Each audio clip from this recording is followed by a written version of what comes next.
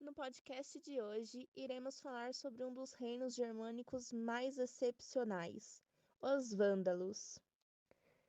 Os vândalos foram o povo de origem germânica, provavelmente natural do que atualmente chamamos de Noruega. Durante um processo de migração para o sudoeste da Europa, os vândalos chegaram ao norte da África, cruzando o Estreito de Gibraltar, e atingiram Cartago. Em 439 d.C., a aliança com os alanos, que eram de origem iraniana, resultou num reino que conquistou a Sicília, Sardenha, Córcega e as Ilhas Baleares. Os vândalos saquearam Roma no ano de 455 d.C. por vários dias e resistiram bravamente a vários conflitos contra o Império Romano. O declínio do reino vândalo e alano se deu em 534, devido à expansão do Império Bizantino. Como nós sabemos, hoje em dia vândalo é um substantivo que caracteriza o indivíduo que promove saques e a destruição de monumentos e bens públicos. Mas as ações do povo vândalo não foram diferentes de outros povos antigos, que igualmente lutaram contra o Império Romano, saqueando cidades situadas sob seu domínio. Chamar alguém de vândalo não faz justiça a um povo que lutou bravamente pelo seu direito de existência. Os vândalos foram um dos povos bárbaros que mais ficaram marcados na história como violentos e destruidores. Possivelmente originários da região da Escandinávia, eles adentraram o Império Romano por volta do final do século IV, percorrendo quase todo o território que hoje é conhecido como Europa. Os vândalos dividiam-se em dois grupos, os cilingos e os asdingos. Os cilingos habitavam a Magna Germânia, enquanto os asdingos deslocaram-se para o sul, entretanto em confronto com o Império Romano. No século V, foram atacados pelos hunos e tiveram que se deslocar para o oeste. Esse deslocamento foi feito em conjunto a outros povos bárbaros, como os suevos, alanos e vândalos cilingos. Atravessaram o Danúbio e depois enfrentaram os francos, vencendo-os em 406, superando o rio Reno, atacando a Galia e causando grande destruição.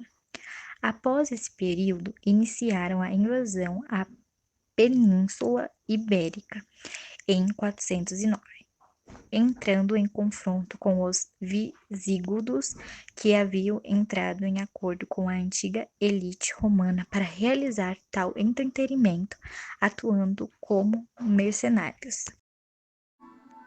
Nesse período, os escravos que trabalhavam nos grandes latifúndios estavam em constante revolta contra seus donos, e a luta contra a escravidão resultou em uma maior liberdade e em sua transformação em servos. Para conter os conflitos, os latifundiários contratavam alguns povos bárbaros para conter as revoltas escravas. No caso da Península Ibérica, os visigodos cumpriram essa função, mas havia outros povos que se posicionaram ao lado dos escravos, como os suevos e os próprios vândalos, que atacaram os latifundiários e auxiliaram na rebelião escrava.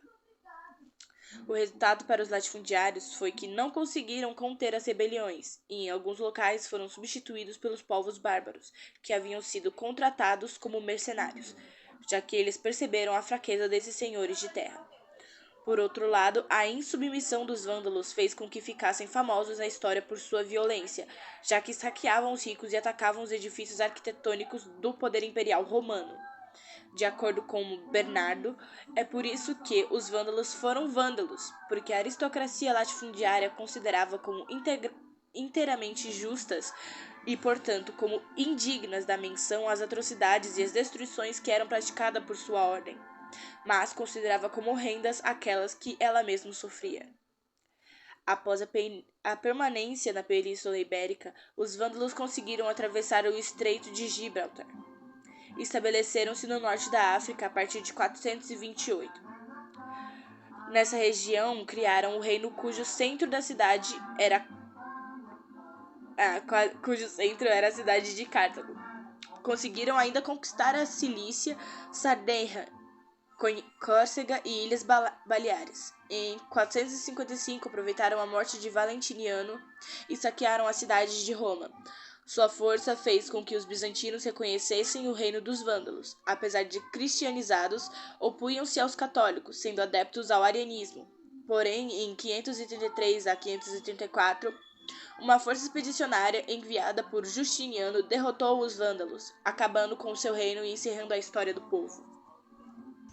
A crise do Império Romano do Ocidente foi fortemente influenciada pelas invasões bárbaras, ou seja, pelas invasões de diferentes povos estrangeiros que não faziam parte do Império Romano e não partilhavam da cidadania e cultura romanas. Os povos germânicos foram os principais bárbaros e invadiram as terras romanas, mas houve povos de outras origens étnicas que também participaram. As relações entre germânicos e romanos sempre foi instável. Como vimos, havia contatos pacíficos com alguns povos, mas outros eram tratados com hostilidade pelos romanos. A partir do século III d.C., muitos desses povos começaram a ser assimilados pelos romanos, que não tinham forças para lutar contra todos os que ameaçavam suas terras. Muitos desses povos começaram a ganhar terras nas regiões de fronteira. Em troca, eles ofereciam sua força militar para o Império Romano. Os povos que aceitavam essa condição ficaram conhecidos como federados. Com o tempo, os acordos feitos pacificamente tornaram-se acordos de paz para resolução de desentendimentos entre romanos e germânicos. Esses povos germânicos migraram por uma série de fatores que ainda são debatidos pelos historiadores. Há certa concordância em afirmar-se que a procura por terras mais férteis e climas mais agradáveis, além do temor pela chegada de outros povos, como os hunos, é o principal fator que explica essas imigrações. O Império Romano do Ocidente deixou de existir com o destronamento de Rômulo Augusto pelos Herulos em 476. As terras então dominadas pelos romanos foram ocupadas pelos germânicos e diferentes reinos foram surgindo nelas. Houve uma fusão entre a cultura germânica e a cultura latina. Do ponto de vista econômico, os germânicos estabeleceram uma economia agrícola de natureza itinerante, que promovia o uso das terras até o seu completo esgotamento. Paralelamente, a caça e a pesca eram outras atividades que também exerciam um relativo destaque. Influenciados pela sua cultura militar, os germânicos promoviam saques e invasões, que se transformavam em outra interessante fonte de renda. Politicamente, os germânicos não contavam com uma estrutura política fortemente centralizada. Os líderes guerreiros tinham um papel de destaque. Contudo, as relações pessoais e a autonomia individual prevaleciam sobre qualquer experiência centralizadora. Com o passar do tempo, uma elite de guerreiros foi tomando um papel político de maior expressividade, que os diferenciou dos camponeses que trabalhavam em suas terras. A ordem social dos germânicos era estabelecida por meio de clãs e tribos patriarcais, que se mantinham unidas pelas relações consanguíneas. Geralmente, quando alguma decisão atingia uma grande parcela da população, uma assembleia de guerreiros era responsável pela tomada de decisão. O comitatus, que estipulava a união militar dos guerreiros, era de caráter transitório e influenciou a formação social do mundo medieval. A religiosidade dos germânicos era marcada pela adoração de várias divindades, que estabeleciam uma mitologia bastante diversificada. Uma das mais importantes divindades era Odin, o deus da guerra. A vida após a morte era uma crença comum entre os germânicos. Para os grandes guerreiros, a morte previa a passagem para um imenso paraíso, chamado de Valhalla. Segundo Jacques Le Goff, feudalismo é um sistema de organização econômica, social e política baseado nos vínculos de homem a homem, no qual uma classe de guerreiros especializados, os senhores, subordinados uns aos outros por uma hierarquia de vínculos de dependência, dominam a massa campesina, que explora as terras e lhes oferece com o que viver. As invasões de diversos povos bárbaros no século IX e X e o bloqueio do mar Mediterrâneo pelo avanço muçulmano provocou na Europa Ocidental um clima de grande temor e insegurança, gerando transformações no modo de vida das sociedades europeias, como a ruralização da sociedade, formando vilas fortificadas, muralhas e castelos. Os mais pobres buscavam refúgio junto aos nobres e guerreiros, os camponeses aos senhores, que os submeteram em servidão. As heranças que os vândalos deixaram.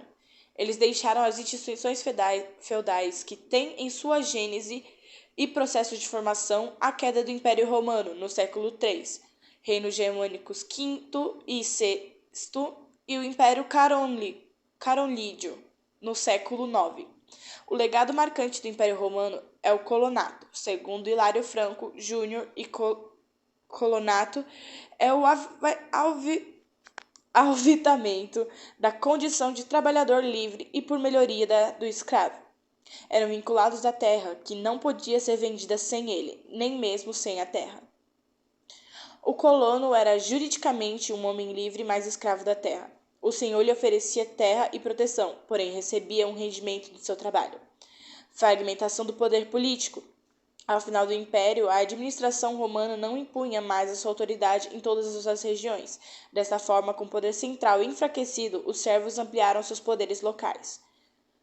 A herança germânica foi marcante quanto à privatização da defesa, através do comitatus, ou o companheirismo. Tratava-se da ligação dos guerreiros ligados por juramento ao chefe, em servi-lo até a morte, em troca de uma parte do saque e de seu comando. Beneficium. Era uma recompensa dada pelos chefes militares germânicos aos guerreiros.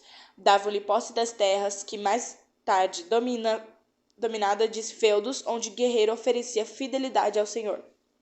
Bucellari, presente desde o século IV, fortaleciam o império contra incursões bárbaras. E a economia agropastoril servia para a subsistência à base da economia germânica. Era agricultura e criavam animais.